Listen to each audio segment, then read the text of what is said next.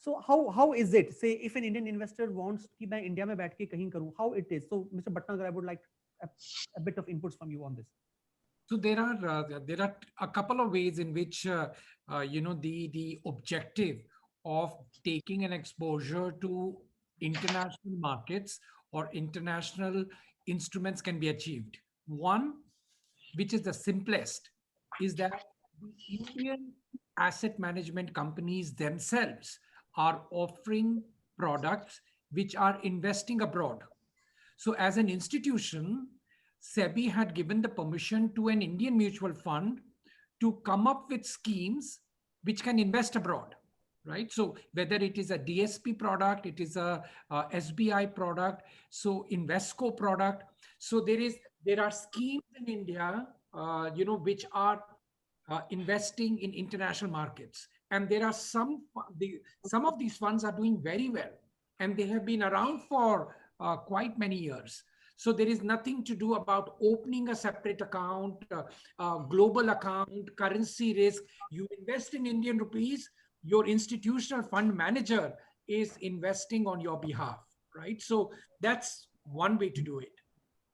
I think that I think then if we, because if we are just like connecting the dots and we look at, so I will see that if there is one set of customers who are say NRIs and affluent investors and have been, obviously their part of the portfolio is in India and a part of the portfolio is overseas, and since the nature of job these years is such that they keep on moving around the world, and for them what they will be doing is key, they would have a part of a single centralized global portfolio which may be their overseas holdings. So if somebody is working as an investment banker or as a technocrat based out of say London, and tomorrow he switches or shifts to Hong Kong or to a US, he can't keep on moving his portfolio. So if we say that, if we, from Indian investor parlance, if he's an NRI, so we can, this my assessment and you may correct me, he could have a two part of the portfolio. One obviously being in India. If there is an Indian retail investor or an HNI investor who has no connections with overseas, he could have a part of investments in the global funds, because obviously that would be an automated, managed by institutions, managed by funds,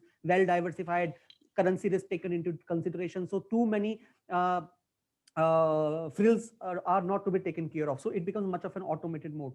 For those people who are already in an RI and have their portfolio overseas, so what they can have a single centralized repository where they can manage their accounts in six Yeah. different Yes, currencies across the yes. world. So And yeah, so so you are asking the right question in the sense that so there are NRIs, right, who have interest uh, in investing in India and also have the ability and flexibility to invest abroad, right? So they could be in Singapore or they could be in New York. Now, when such NRIs are constructing their portfolios and their objective is to get exposure to both markets, local and global, they can very well do this either on an iFast platform or a Philip platform or any other bank that they may be a customer of, to put together portfolios which is made up of funds which are global and funds which are also Indian. So if you go abroad, you will obviously come across an Aberdeen fund which is investing in India.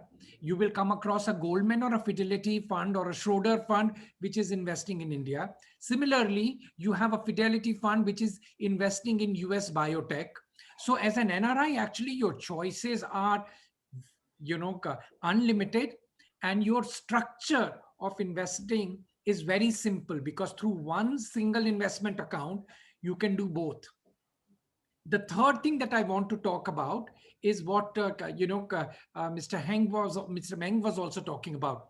A resident Indian trying to invest abroad, right, and not through these Indian mutual fund which invest abroad. He wants to do on his own, right?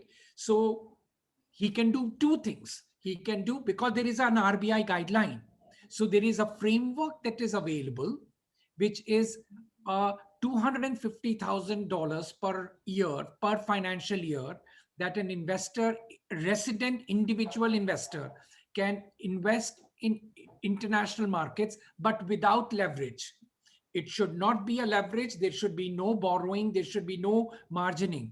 It has to be one to one, right? So you can invest either on stocks or you can invest in funds, right? true.